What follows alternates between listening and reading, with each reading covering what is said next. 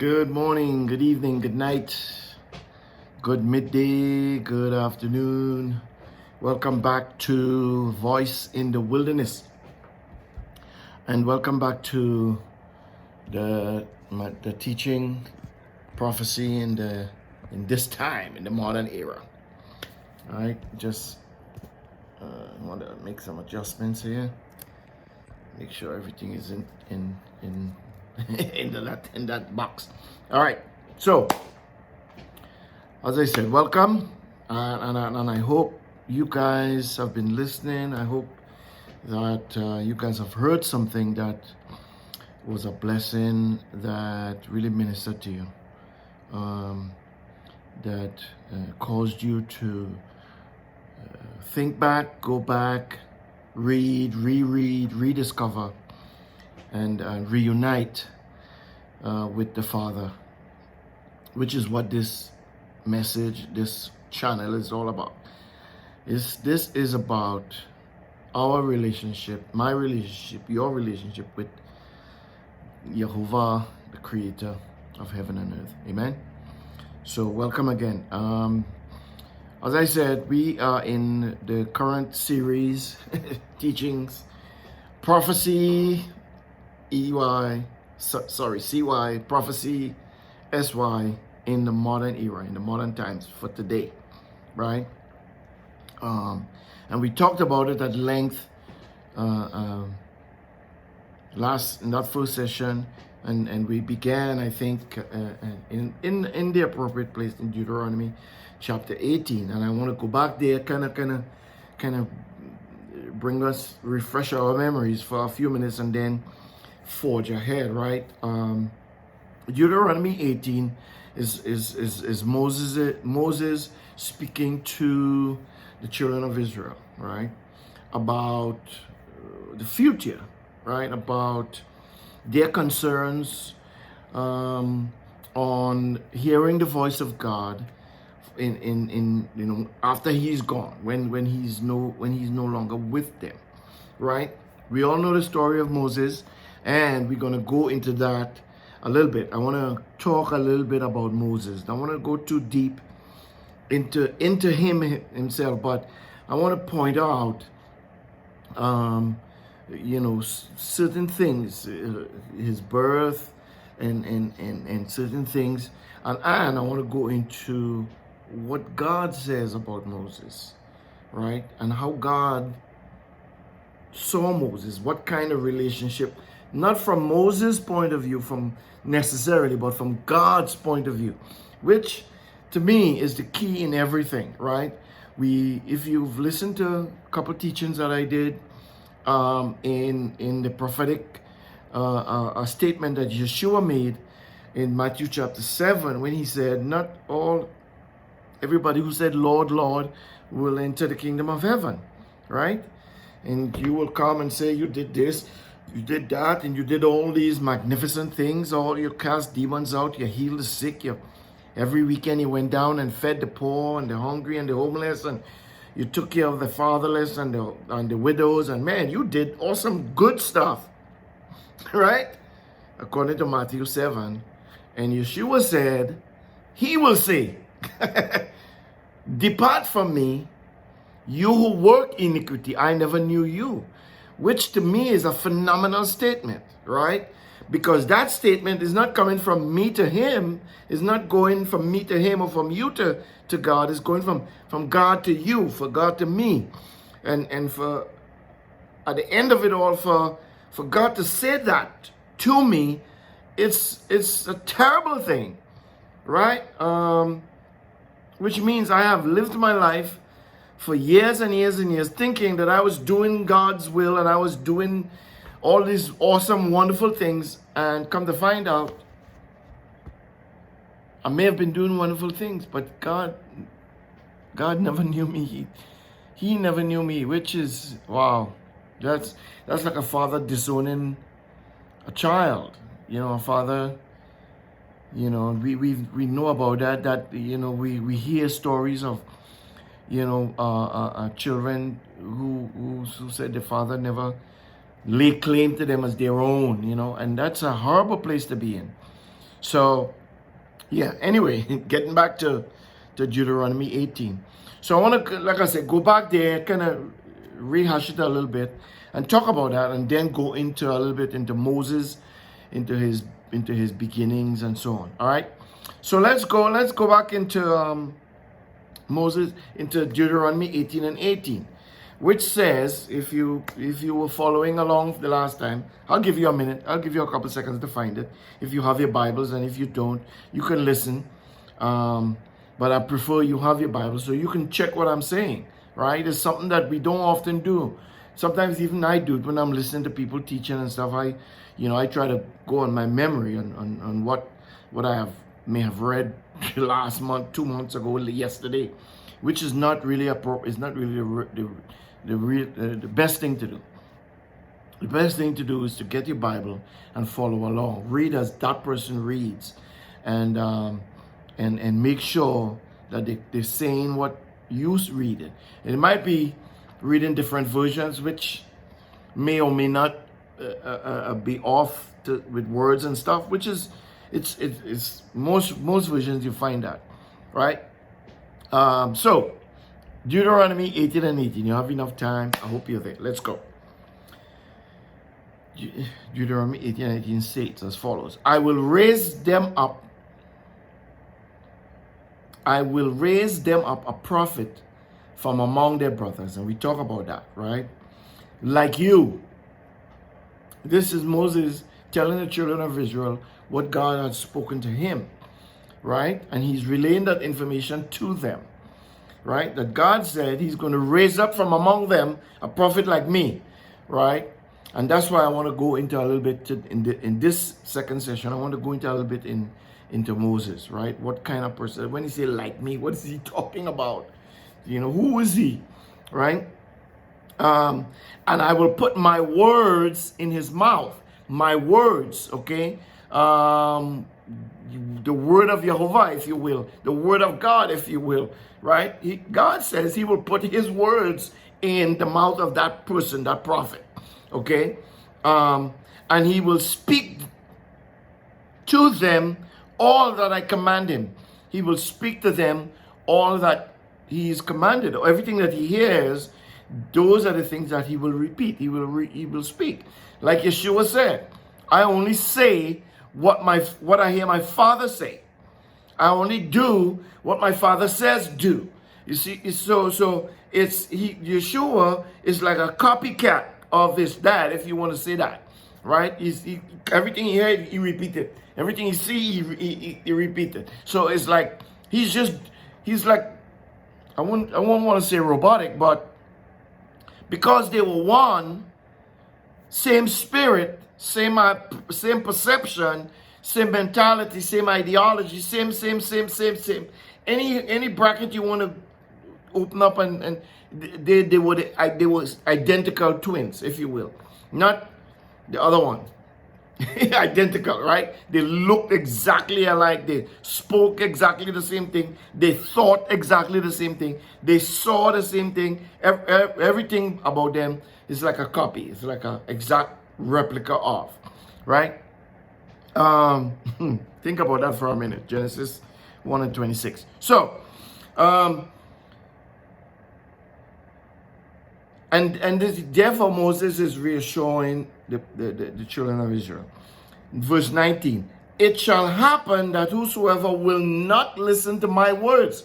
Remember, he said, whosoever will not listen to my words, not the words of the prophet, not the words of the speaker, but to the words of Jehovah. So if you don't know the words of Jehovah, if you're not intimate with Jehovah, if you don't know how he speaks and what things he will say and so on and so on, if you don't have that kind of bond, that kind of relationship, that kind of persona with the Father, then guess what? You're susceptible to be lured away, to be drawn away, right? So you gotta be in tune with that. If you will not listen to my words, which he shall speak in my name, I will require it of you. If you don't listen, if you don't do, if you don't obey, I'm going to require that. Means that that's going to be on your head, and you're going to have to do something about that, right? Because remember, when the word goes out of Jehovah's mouth, it performs the thing it was sent to perform, according to Isaiah, right? That's what the prophet Isaiah said. That's what Jehovah told Isaiah. Your ways are not my ways, and your thoughts are not my thoughts. And my words, when it goes out of my mouth, it performs the thing it was sent to me. It does not return unto me void, right? So it goes out, does what it needs to do, and returns to him. And remember, the word comes with a blessing and a curse. Okay? It's the one word, and it's how you operate in that one word, right? How you operate. That one word becomes to you a curse if you disobey, or a blessing if you obey. So we have to remember that. Okay? So a lot of times you get yourself, we in the thickness of things and hardships and whatever, is because of a word. A word was spoken. Is either that word is going to perform the thing it was sent to perform. Either, if according to your operation, a curse or a blessing. So don't blame people. It has nothing to do with people. It has to do with you and me. It has to do with us. Okay? Very, very, very important to understand. So we say that he says, I'll require it of him. Right? Verse 20. But the prophet who speaks a word presumptuously, we went over that. Presumptuously means pride, arrogant, just think they know, think they all that, they exalt themselves, they have puffed up spirits and so on, right? Like Paul says, don't think too highly of yourself than you ought to. Don't think more highly of yourself than you ought to. Okay? Think soberly and so on. In other words, if you think you up here, if that's what you really think, that you up here, I would suggest you just drop yourself down a notch or 2 or 3 or 4. You know what I'm saying? Just to make sure that you wanna, just to make sure, right? Because you might think you're there, but you're really not there. You might believe you're there. You might think you're all that, but really and truly no. And the tests and trials are always going to come to show you, to prove to you where you really are, right? And it will push you either further up, which means it will make you, it will push you more into pride, or it will humble you when you begin to think soberly and uprightly. Okay, when you begin to see things the way God sees things, you begin to become more humble, not more puffed up and prideful. Okay, just giving you little pointers now. Be aware of that. So, but the prophet who speaks a word presumptuously, verse 20, in my name, which I have not commanded him to speak, or who speaks in the name of other gods, that same prophet shall die. So it's this prophet, right? And we're going to talk a little bit about what is a prophet. We use the word prophet. Well, what's a prophet, right?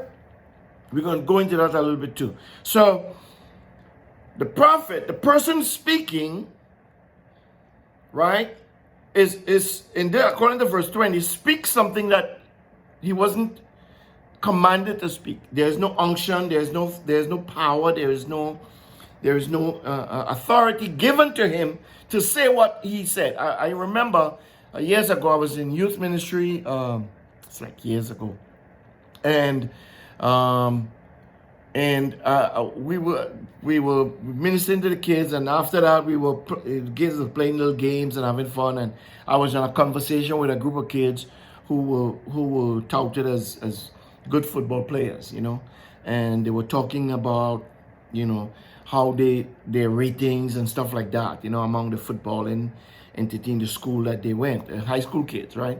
And And I said something to a kid, um, in terms of prophetic, like I said something like, well, God might be trying to elevate you or make or use you or something like really, to elevate him a little higher.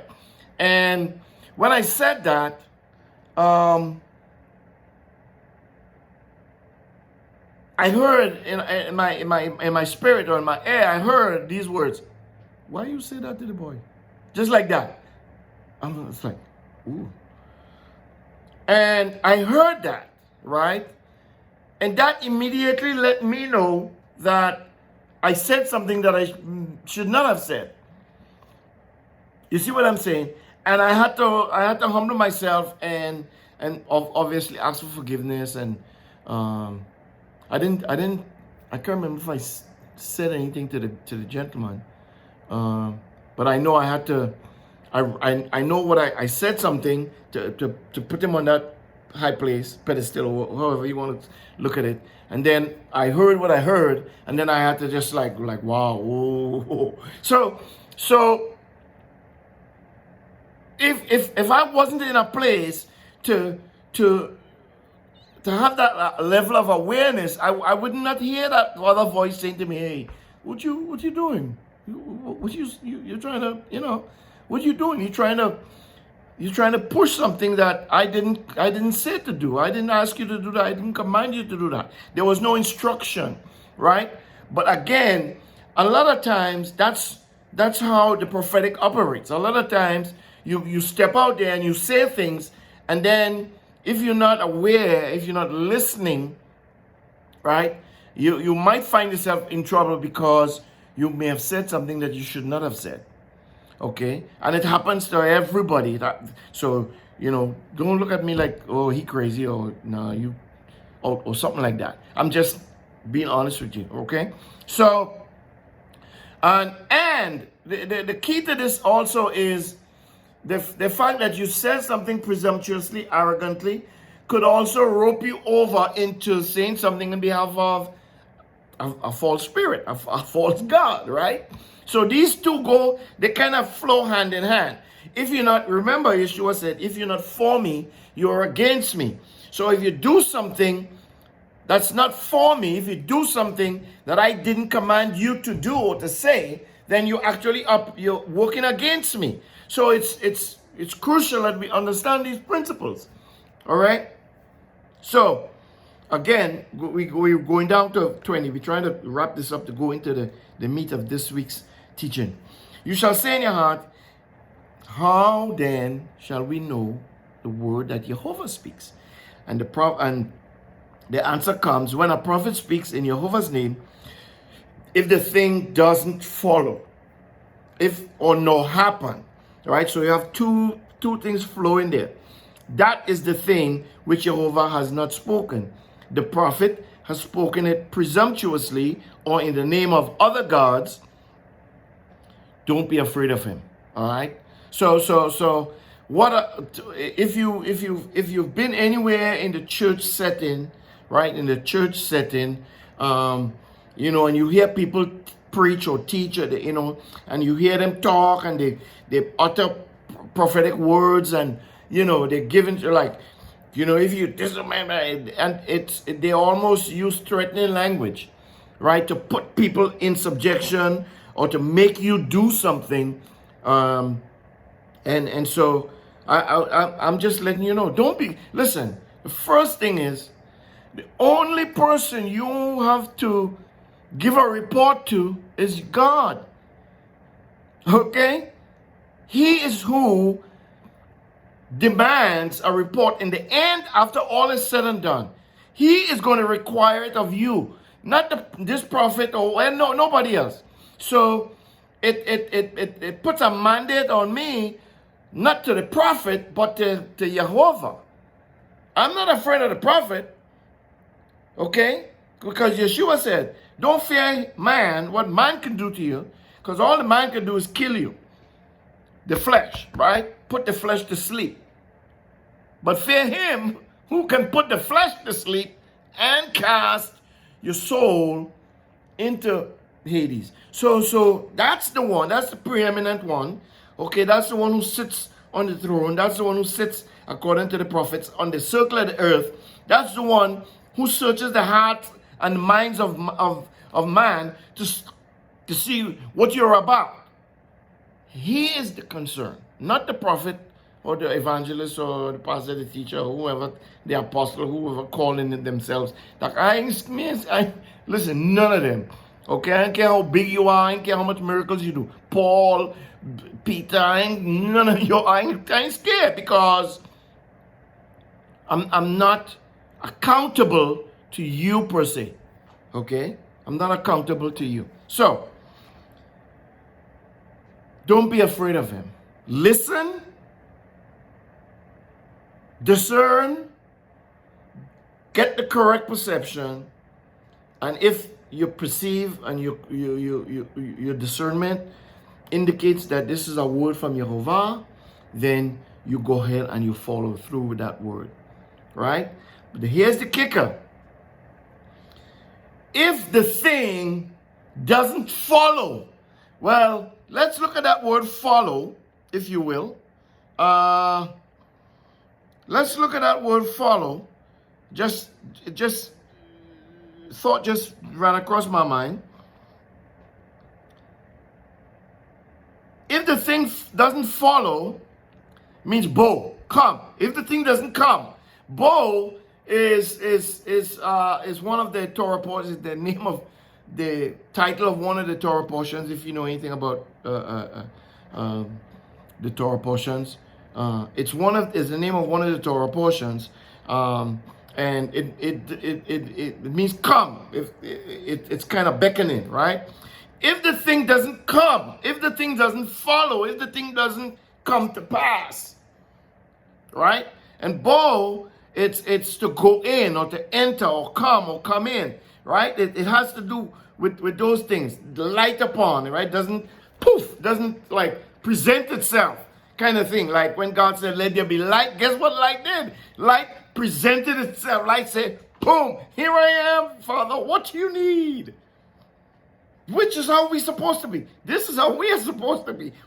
When God speaks, we're supposed to be, yes, Lord, your servant is listening, right? That's kind of how it's supposed to be. And that's what that word entails. That's what that word means. So he is saying, if it doesn't come, if the prophet speaks and the thing doesn't follow, right? And we have plethora of examples in the scripture about things following, right? The preeminent example I would use is Elisha on Mount Carmel, battling against the 450 prophets of Baal, right? He threw the gauntlet down. He threw down the challenge. He said, what did he say? Come on, bring it. We're going to prove who is the real and true living God. This is what we're going to do. You get your sacrifices. You build your altar. You do your thing. And you call upon your Elohim. You call on your El. And the El who answers by fire, that's the El who is weak. That's the one, right? So what happened? The prophets come, they cut they lay the altar, they build the altar, they put on their sacrifices, they dance, and if you read the narrative, it is hilarious. They cut themselves and all kinds of stuff, right? They go around, huda, they chant, they do all kinds of stuff for a long, long time. I think they say from morning till evening or something like that. And nothing happens. All they bleed out, they bleed, they cut, they dance, they scream. Nothing happens. Elijah say, okay, my turn. Elijah take his time, build his altar, got his animals, cut up the sacrifices, laid them on the altar. He went even further, dig a big old trench around the altar, fill it with water, wet the sacrifices down, and he prayed. Didn't dance and jump and sing and do none of that stuff. He just prayed. And next thing you know, fire from heaven fall, lick up the sacrifices, lick up the water in the trenches. That's a prophet. That's God right there. That's Jehovah in operation. The prophet says, and the thing comes. It follows. It obeys. Right? So, that's the focus. When did it come? When did it follow? When did it obey? It's immediately. Not 10 years. Could you imagine Elijah waiting 10 years for the fire to come from heaven? He in the presence of 450 prophets. Okay, all of them had the blades. They're ready to execute him. One man, he had nothing against 450 people. Could you imagine surrounded by a crowd? How are you going to escape? God had to be with you for you to escape. Like Yeshua, when they all rushed him and he just, and the scripture say he just walked away. It's like they came at him, but they couldn't do nothing. Why? Because, hey, God was with the man. That's how God is, right? So that's my point. This is how you know if it doesn't come, which is how you're supposed to read this. He says something, the mouth goes out, the word goes out of the prophet's mouth. If it doesn't come, if that word doesn't call that thing out and present itself, he's just blowing steam. He's arrogant, prideful, he's blowing steam. Right? And the other one, no happen. In other words, happen could entail a little bit longer. So, okay, it depends on what he says. Right? And that's why you listen and you discern and you ponder, like Jacob's father when was it Jacob or Joseph? Joseph. It happened to Joseph, but then Jacob wasn't Joseph. I can't remember, man. But you know what I'm talking about? I'm talking about Joseph when he told his parents and his brothers about his dream, about his straw, the 11, 10 heaps of straws, and all the straws bowed down to him, and Dad look at him and be like, "What? You serious? What you trying to say? I'm going to bow down to you? I'm the dad. Who is you, boy?" But Dad kept those things in his mind. He's like, okay, I'm gonna see if this thing gonna happen. Right? Yeah, he kind of maybe railed against it for a little bit, but he didn't immediately like dismiss it. He's like, the narrative says he pondered on those things. He kept those things in his heart. Right? And was waiting for the time that it would happen. And what? It ended up happening, right?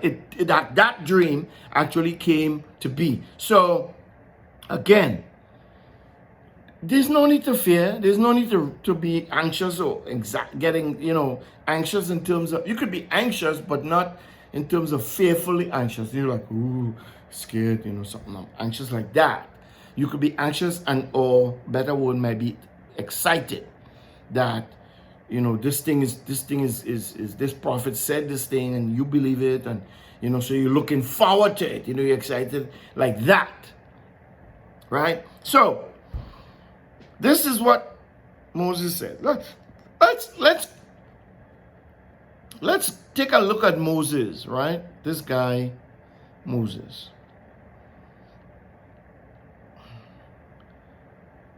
Let's take a look at this guy, Moses. Go to Exodus chapter 2, I think. Hold on a second. Yep. Exodus chapter 2. All right. There's a couple of things I want to highlight, right? About Moses. A couple of things I want to highlight about Moses. Because it's interesting the way how God chooses people, right? God does not choose any and everybody to do any and everything. He chooses certain people, right? It's just like everybody can't be a police officer. Everybody cannot be a soldier. Everybody can't be a doctor. Not everybody stomach blood, right? Some people see blood, they're like, okay, so you can't be a doctor if a doctor dealing with blood. I don't know any doctor who doesn't deal with blood unless you're a psychiatrist of some sort, right? A mental, kind of emotional type doctor, psychiatrist, psychologist, like that. I'm not talking about that kind of doctor. I'm talking about a doctor who deals with the human body, right? If you squeamish and squirmish, you chances are you mightn't be a doctor. Everybody can be a soldier. It takes certain personality types, certain characteristics, right? To be certain things in life, right? Everybody can be a teacher. You can't be everybody can be a professional basketball player. Everybody can be a professional soccer player. Everybody can't be anything they want to be, right? And so the old adage of, well, just be all you can be. Yes, you can be all you can be, but you can't. I'm gonna say this slow. You cannot be all that you can be if you don't know what you want to be, or if you don't know what you can be. Okay, let me repeat that. It's kind of confusing. You cannot be all that you can't be, all that you can be, if you don't know what you can be. Right? Because you will be just going through life trying this out, you try that out, and you know people like that.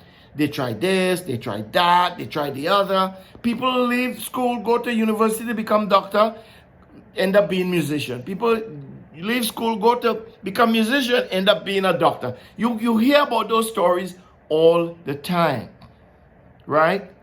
You can only be all you can be, like the army thing, when you know what you are called to be. So before you try to be all you can be, find out what you can be. What am I called to do? Why am I here? What's my purpose? Right?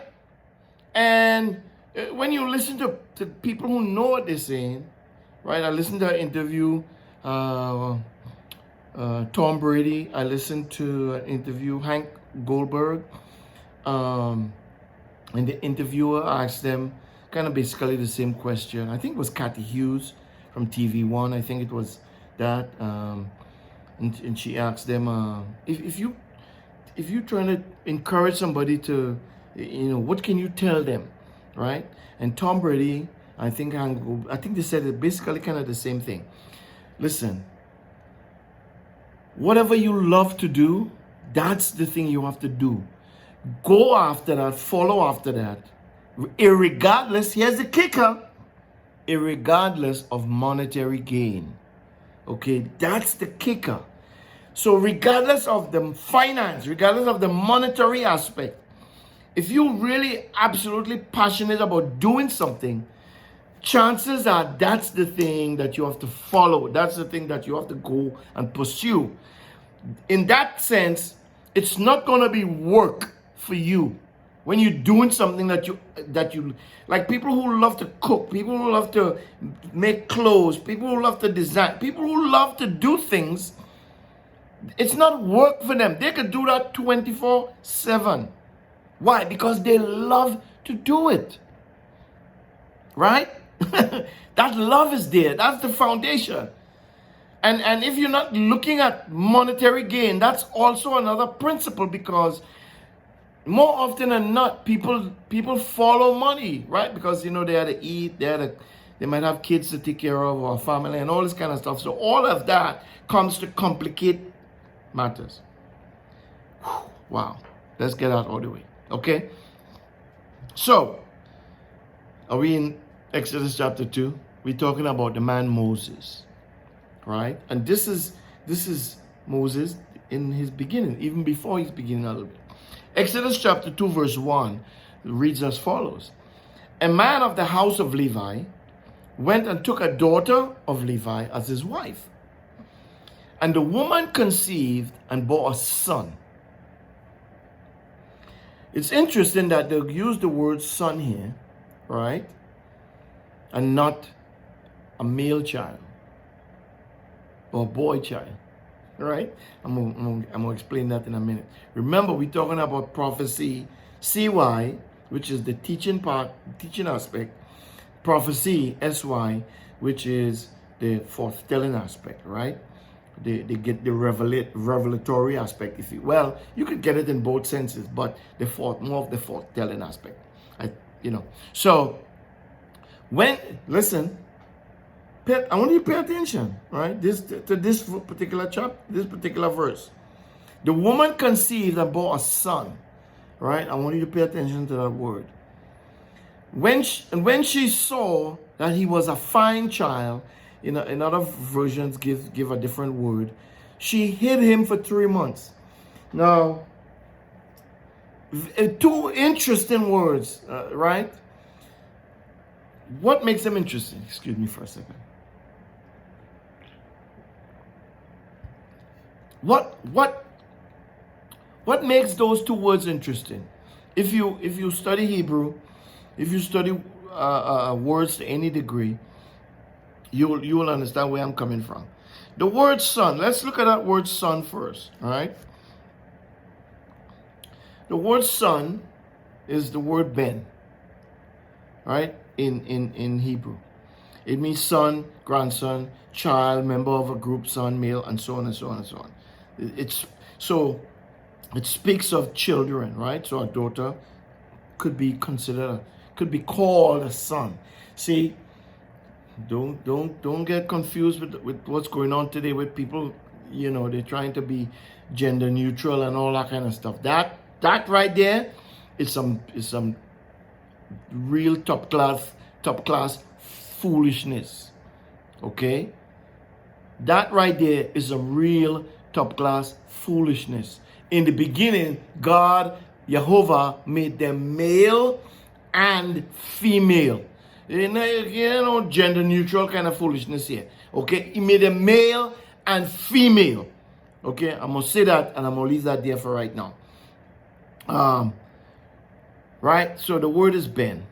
But let's dig a little bit deeper into that word. Right? The word son has the meaning son as a builder of the family name. Very, very important. Son as a builder of the family's name. Okay? I want you to understand that. That word ben, the root of that word is the word bana. Okay? Bana. Right? And that word bana means to build, rebuild, establish, or cause to continue. Okay? To build, rebuild, establish, cause to continue. Okay? Now, I want you to get that. That's why I want us to, it's again, we read this and we might just skate over it because it's okay, he's a boy. Okay, what? But that is highly significant, right? Because of what it means to be a boy, what it means to be a son. The narrative didn't call him a boy. The narrative didn't call him a child, even though it could have. The narrative explicitly called him a son, and there's a reason for that. Because a son is born to build, to rebuild, to establish. Okay? That is why when a man and a woman gets married, the woman takes on the name of the man. Okay, let me do some prophetic teaching here. The woman takes on the name of the man. Therefore, the man and the woman will become one. Okay? So, if the man's last name is Harry, then the woman's last name would be Harry, okay? And why? Because they now form a unit. Remember Genesis 1, Genesis 3, Genesis 2, sorry, and the end of Genesis 2, right? Therefore the man shall leave his mother and father. At the time, the man's mother and father was who? Jehovah. It was just Jehovah, the animals, the man, and the garden. So Jehovah was the man's mother and father, if you will. And then when Jehovah gave the woman to the man, he said, now the man will leave his mother and father and cleave unto his wife, and they will become one flesh. Not one flesh, not in terms of one person, because two people cannot become one person. Two people can come together and now build the house of the Father, or the house of the man who is responsible for building the house of the Father, to build, to rebuild, to establish, okay?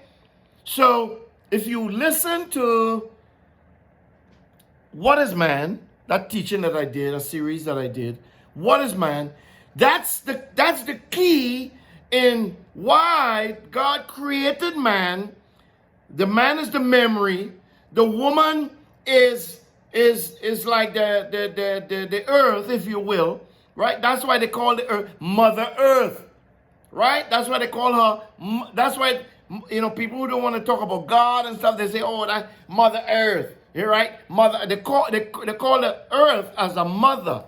Well, the earth is technically a mother, because if you drop seed into the earth's responsibility, that was weird.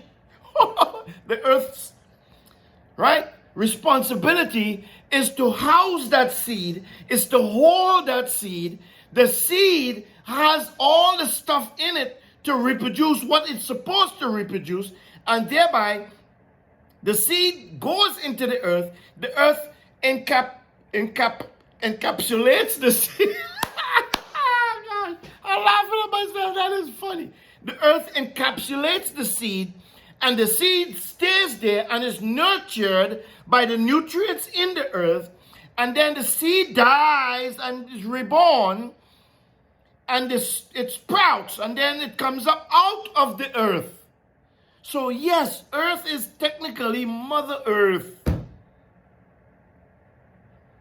So what I'm saying, it's all of this from that one word, Bana. So that's the principle, Genesis 2, when God created the man and the woman and put them together. The man has the seed, the woman has the womb. She's a man with a womb. She's a human. That's what the word man means. Human. She's a human with a womb. The man is a human. He has no womb. He has a belly, but doesn't have a womb. So he cannot give birth. All he can do is produce seed. But that seed needs the earth, if you will, and its nutrients, if you will, so that seed would, when it's encapsulated, would function with the woman's part egg, and they would procreate. So if you think about that and think about what's going on out there, you know, women don't want to identify as women, men don't want to identify as men. That's against God. That's the false prophecy, okay? When people speak on those behalf, when people speak and give authority and give rights, and they are speaking against God. Okay? They are speaking against the Father, the Creator. When you go that route, I don't care what you say. If you're doing those things and you go in that route, You are against God. You're not for God. You're against him. Anyway, let's get back to this fine son, this fine, wonderful child. So the Exodus narrative says, the woman conceived and bore a son. So she bore a son, and it comes with the territory. The son knows exactly what he's supposed to do, right? Technically he knows, but he has to be nurtured and guided. Okay? If he's not nurtured and guided, he's going to end up doing the wrong again. Okay? If you have a false perception, you're going to end up doing things that you had no right doing. The other word I want to look at is that aspect of when she saw he was a fine child. What do you mean when she saw he was a fine child? In another narrative says, when she saw him that he was a goodly child, right? What does that mean? He was a goodly. Any mother who gives birth to a child, the child is always beautiful, always awesome, right? You know, you hear the old saying, well, there's nothing such as an ugly child. Excuse me, take a drink of coffee. There's nothing such as an ugly child, right? All children are beautiful, right? All people are beautiful, okay? So when you say, what does that mean? When she saw he was a goodly child. So let's look at that word that they use for fine, goodly, that kind of stuff. It's the Hebrew word tov. Okay? It's the Hebrew word tov. And it means good, pleasant, agreeable, right? Excellent, rich, valuable in estimation, appropriate, becoming, better, glad, happy, prosperous, right? It means all those things. The root of the word tov is tov.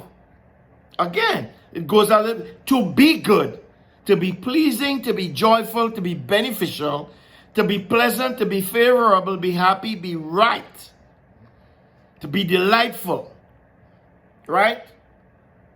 To be well with. In other words, to be able to get along with.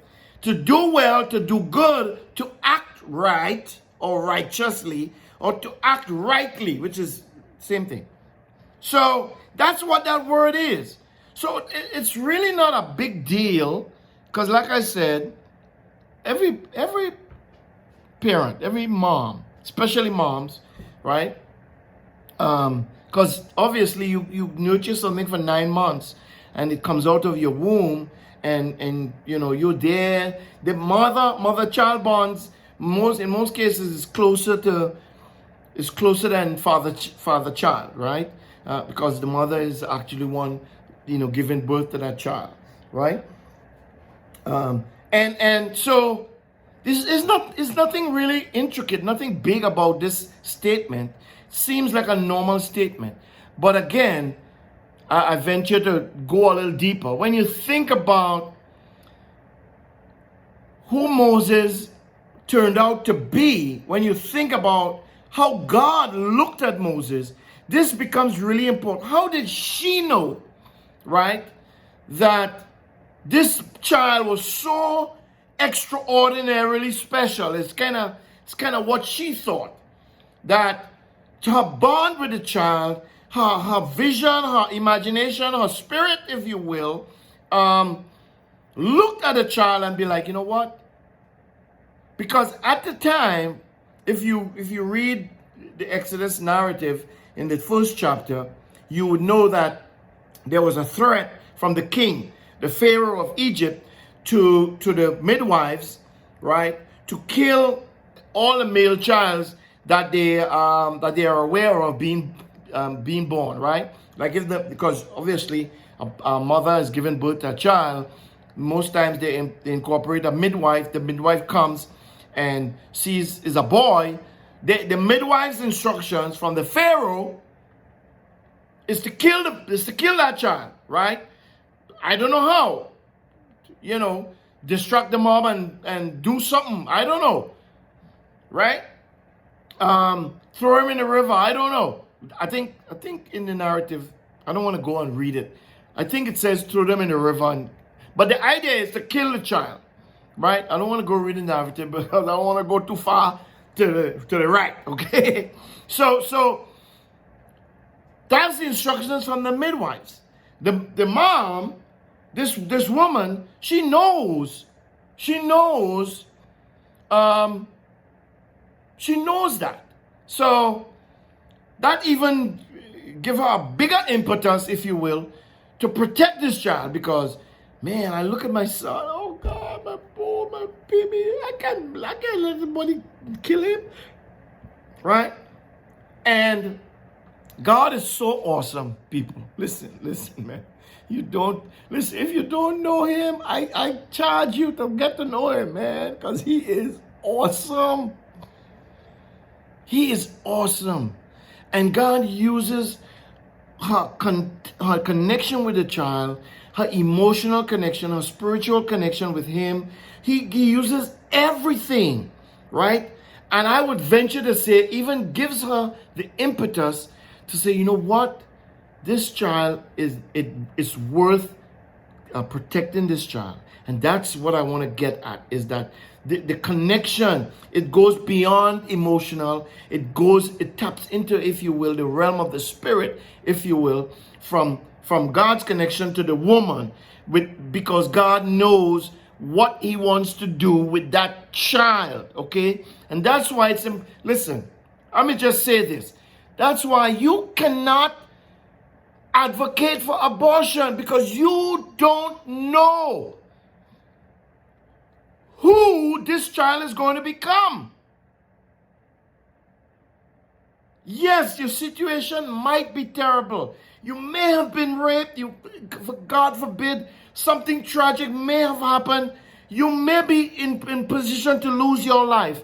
But God is if you have an inkling of who God is, he is bigger than me, he is bigger than you, and he is bigger than your child. And if you have no clue who you are giving birth to, whether it's boy or girl. So I implore you, do not think about it. God is God, and he is going to provide. Like Yeshua said, Solomon, in all his glory, God took care of him. He said, if God could take care of the Solomon, God can take care of the lilies. God knows anything that happens in the universe. Jehovah is well aware. Who dies, who doesn't die, who commits sin, who doesn't commit sin, who acts uprightly, who doesn't, who is evil, who is wicked, who. God knows everything. So I implore you people to think like that from his perspective, because he is in absolute control. He could take care of any and every situation. We just have to give him the opportunity to do that. So forget about this abortion foolishness. Forget about all of that. Focus on that life that you have in your stomach. Or if you know somebody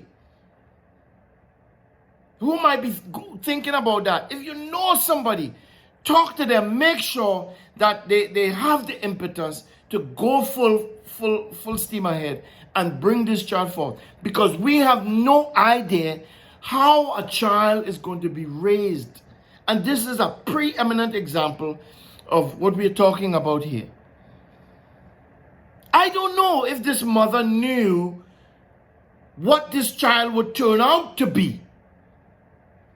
But I perceive that she knew enough to say, you know what? I'm going to do everything in my power to protect this child, to give birth, to make sure that Pharaohs and his midwives don't get their hands on him to take his life. And that's what she did as a mother. Okay? So it's important. We have no clue who is who around us. We come on, people. We listen, man. I can't say this enough. I can't say this enough. We have to understand that we have to get with God. We have to. We must. We bound. We listen. It's imperative and important to turn away from this foolishness that we are hearing on the news. People high up in authority saying all kinds of stuff. Women, men, agreeing with wickedness and evil. And we cannot lend a hand. We cannot give to those things, to those ideas and those philosophies and those thoughts. We have to correct those things in our own mind first, set them in our own hearts first, and then just no, we cannot cooperate with those entities. That spiritual wickedness in high places. And that's where our battle is. Okay? So this is the man being born at this moment in time, for such a time as that, and God had a purpose in mind for this man. Okay? Now, that being said, I want to move on. Let's go into Exodus 14, because I want to discuss a little bit about how God sees this person. Okay? How did God look at Moses? And he didn't look at Moses in the there and now, saying these things about Moses, because remember, God knows everything. He told Jeremiah, don't tell me you're a child, because I knew you before you were born. Think about that. I knew you before you were born, when you were a seed in your dad. I knew you, and I ordained you to be a prophet. So before people even come to be, before they were even conceived, God already set up a plan for a particular life. So then you, Mr. Man or Mr. Woman, you have no authority to take that life in your hands and say, this is what I'm going to do. Because if you do that, you are putting your soul in jeopardy. Because you could be thrown in the eternal flames for doing such a thing. We have no authority to take our life. Because even though we are part of giving life, the life is not our own. It comes from him, the life giver. Okay? So let's look at Exodus 14. Are you there?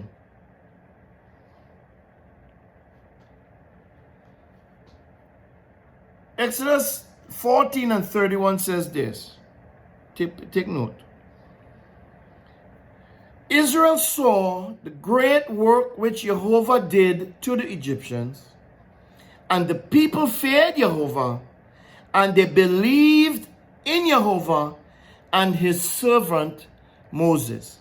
Okay, now this is after Moses grew up. This is after his interaction with the Egyptian who was beaten up, quote unquote, his brother, and he killed the Egyptian. This is after him running out of Egypt. This is after his encounter on the Mount of God. This is after he goes back to Egypt and tells Pharaoh, let my people go 10 times, right? This is after that. Why I skip all of that was to get to this thing. 650,000 people, just men and thing, not counting women and children, right? 3 million and plus. Most scholars agree it's like that amount. So here's the kicker. They saw the great work which Jehovah did to the Egyptians with the help of Moses, And the people feared Jehovah, and they believed in Jehovah and his servant Moshe. So this is how the people saw Moshe, as a servant of Jehovah. That's one. Let's go Exodus 33 and 11. Exodus 33.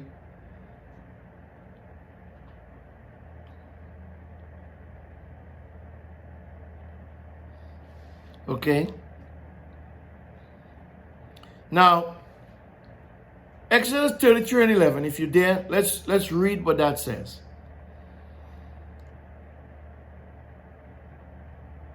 Let's go back up to verse 10. All the people saw the pillar of cloud stand at the door of the tent. So you imagine, right, in this narrative, God called Moses to the tent of meeting, and God came down in a pillar of cloud. Why does God come down in a pillar of cloud? Because we can't see God in his essence, in his true nature. Because if he comes, he is light. If he comes, we'll be blinded forever. So he has to camouflage the light, if you will, in this pillar of dark cloud. So he comes down in this pillar of cloud, stand at the door of the tent, and all the people rose up and worshipped. Everyone at their tent door. So he comes down in the midst of Israel. We know in the wilderness, the tent of meeting, which is the tabernacle of God, was planted in the middle, right? Like the tree of the knowledge of good and evil, like the tree of the tree of the knowledge of good and evil, and the tree of life, in the middle of the garden, and all of Israel the tent was surrounded by all the tribes of Israel in this like a big square circle type figure, right? In the middle, he's in the middle, so everybody in their tent could sit at their tent. That's what they did. They came to the tent and they were looking at the tabernacle. And they saw the cloud come down, and the clouds came to the door of the tent and stood there and was talking to Moses. Right?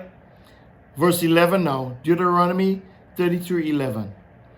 And Jehovah spoke to Moses face to face, as a man speaks to his friend. He turned again into the camp, but his servant Joshua, the son of Nun, a young man, didn't depart from the tent. Okay? And the point I'm trying to make here is, Jehovah spoke to Moses pan y pan, face to face, like a man who speaks to his friend. All right? I've got a couple of friends at my job. When I'm speaking to them, it's face to face. Yeah, we text each other and stuff like that. But in most times when we together, it's face to face communication, right? And that's how God spoke to Moses, face to face. Okay? It's like a man talking to his friend. Think about that. This is Moshe. Okay? Let's read some other narratives, right? Go to Numbers 12, right? Let's go to Numbers chapter 12, verse 1. Let's start at verse 1, right? We're going to go down, but we're going to start at verse 1. In this narrative, we will read, this is when Miriam, which is Moses' sister, and Aaron, which is Moses' brother, who Moses' sister and brother, they both, got together and started to hiss.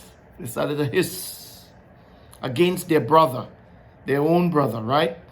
So let's read. Numbers chapter 12, are you there? Verse 1. And Miriam and Aaron spoke against Moses because of the Cushite woman whom he had married. For he had married a Cushite woman. Okay, why? Does that say that twice? I want to go there. That's a good thing. There's something to dig into, right?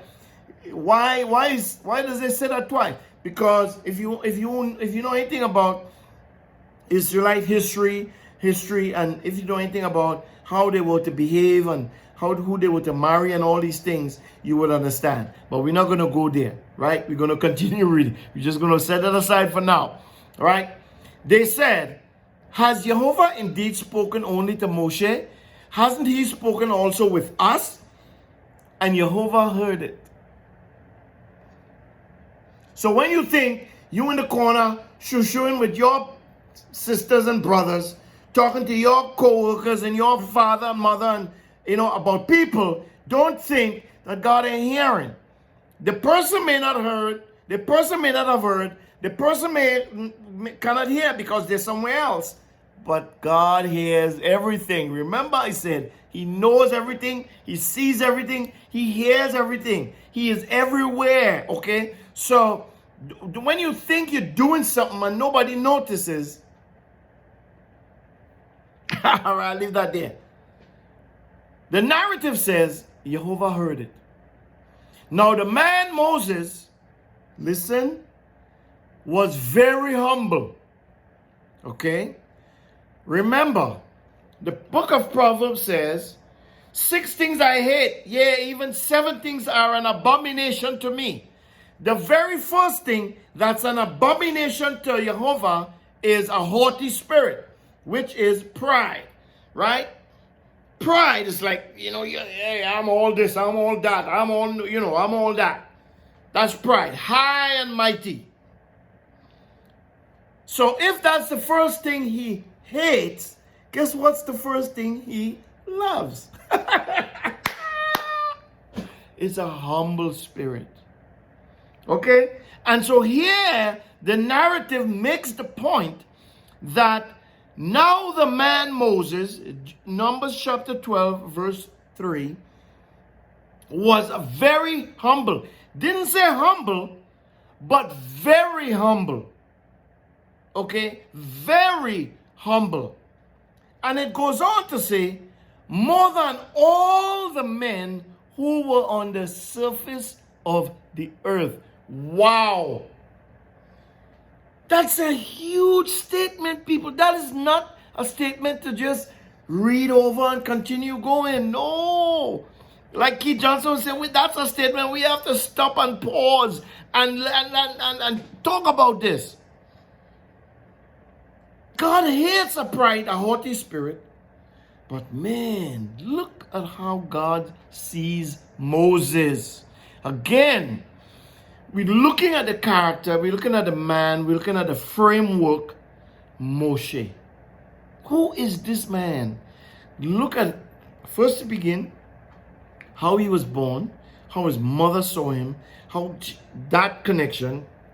And we know after that the story and all these things, right? Look at the things God says about him. Okay? And there's so much we could look at here. I just want to dig into these little few. Now the man Moses was very humble. More than all the men who were on the surface of the earth. Now, the writer, is he making an extraordinary statement? That's an extraordinary statement. Does the writer know all the men on the surface of the earth? I don't know. Who is the writer? Is it Jehovah who's writing this? But if the man is writing under the unction, under the inspiration, as we all believe, then you can say that God is giving him, God is showing him, God is inspiring him on what to say and what to write. So it is pertinent that we read this and take it in for all that it entails. Moshe is the most humble person on the surface of the earth. Let's continue. And Jehovah spoke suddenly to Moshe, to Aaron, and to Miriam. That word suddenly, it's not like all of a sudden, but it's like urgently. It's like, hey! Like almost shouting at them, like, you, and you, come in. Come on, family meeting. I used to do that with my kids, when I was married, living with my wife, my ex. We used to do, okay, guys, family meeting. We have a family meeting. Come on, somewhere to discuss. Let's sit around the table and discuss this, right? So God calls a family meeting. Come on, right? He says, you three, this is Numbers 12 and verse 4. You three come up to the tent of meeting. Moses, Aaron, and Miriam. Three of y'all, come to the tent of meeting. We're gonna have a little powwow. Okay? We're gonna have a little hoop-de-doo. Hey. You three come to the tent of meeting. The three of them came out. Jehovah came down in a pillar of cloud and stood at the door of the tent and called Aaron and Miriam. So it's three of them there. He calls Aaron and Miriam. And they both step forward. If you picture this in your mind, man, this is like a moment in history. This is awesome. Like a dad getting ready to whoop somebody, okay? So, verse 6, he said, now hear my words. If there is a prophet among you, listen, you hear the words that I'm reading, that you're probably reading too. If there is a prophet among you, I, Jehovah, will make myself known to him in a vision. I will speak to him in a dream. 7. Look at verse 7. My servant Moshe is not so. Okay. Continue. He is faithful in all my house. Verse 8. With him I will speak mouth to mouth. We just read the narrative that says face to face. Now he's saying mouth to mouth. What is this? It's mouth to mouth resuscitation. I'm putting my words in his mouth from my mouth. Straight from, listen, not by no secondary means, but an intimate, personal, here we go. I am putting my words in his mouth myself. I ain't asking nobody else to do it. He's not reading from a book, from a narrative, from no screen, a teleprompter, or nothing. Listen, we have to get this. This is who Moses represents. This is who he is. This is how Jehovah perceives Moses. This is Moses in Jehovah's perception. Not my own, not rabbi, not prophet, pastor, teacher. No. This is Moses from the perspective of Jehovah himself. And I cannot say it more often. This is the perception, sorry, we must obtain. We have to understand this perception. We must develop this perception. His, not mine. With him, I will speak mouth to mouth. Just know it was pan. What is this word mouth? Because I want to say that in Hebrew. What is the word mouth? Pe. Pe, pan. Oh, pe. I thought it was pan. Po. Pa'a. Pa'a is mouth.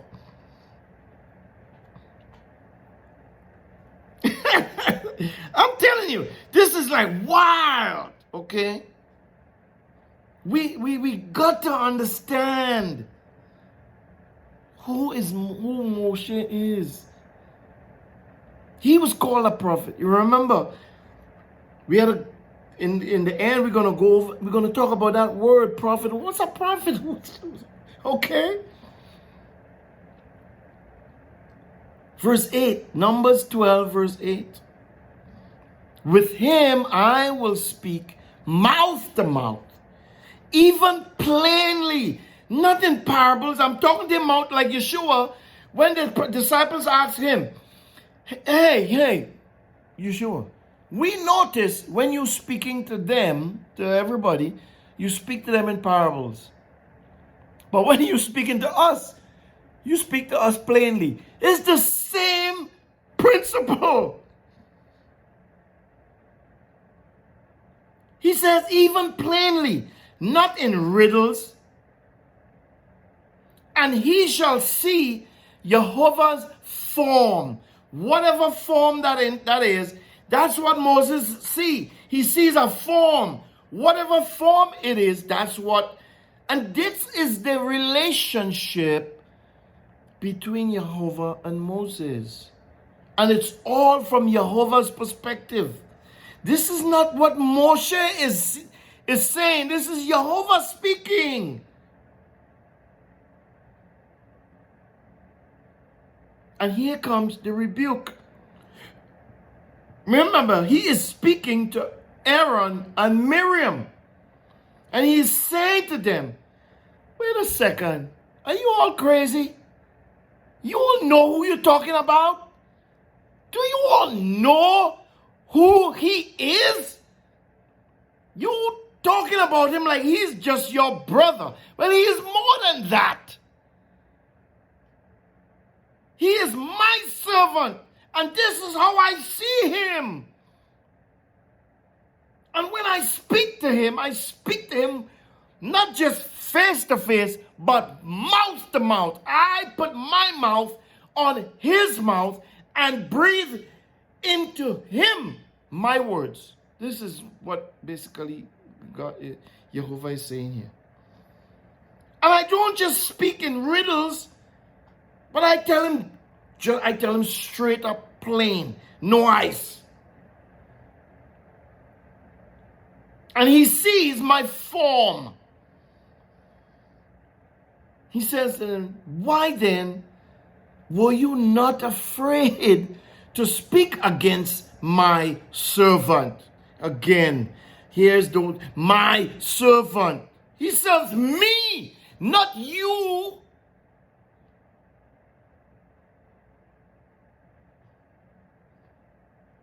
Against Moses, to reiterate who he is referring to. Verse 9, and Jehovah's anger burned against them, and he departed. The cloud departed from over the tent, and behold, Miriam was leprous, as white as snow. Aaron looked at Miriam, and behold, she was leprous. And Aaron said to Moses, oh, my Lord, please don't count this sin against us, in which we have done foolishly, in which we have sinned. Let her not, I pray, be as one dead, of whom the flesh is half consumed, when he comes out of his mother's womb. And look at Moses. And Moses, in verse 13, cried to Jehovah, saying, heal her, Elohim, I beg you. And Jehovah said to Moses, if her father had spit in her face, shouldn't she be ashamed 7 days? Let her be shut up outside the camp 7 days, and after that she shall be brought in again. Listen, people. I want to close off here. Listen. Okay? We have got to get this right. We have got to get... This is not a game. This is not some, pitter-patter game. This is serious stuff. This is me and you and people taking things in their own hearts and their own minds and doing all kinds of stupid stuff, foolishness, out of arrogance and presumptuousness and wickedness and evil. We have got to get it right. If we do not, we have HE double hockey sticks to pay. And when we hear the word of Jehovah, we have to listen and obey. Get it right. If we do not, He will require it of us.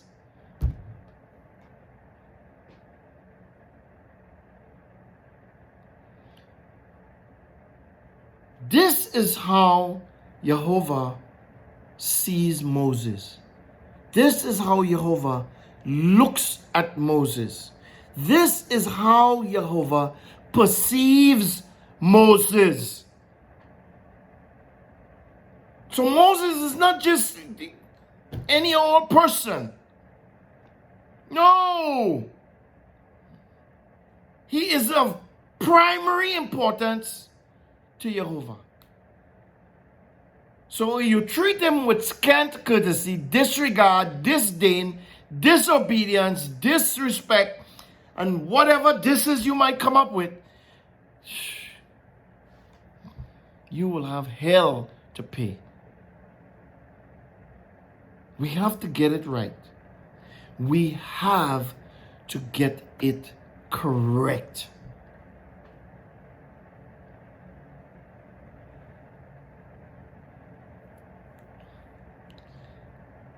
Should I close, or should we go into what a prophet is?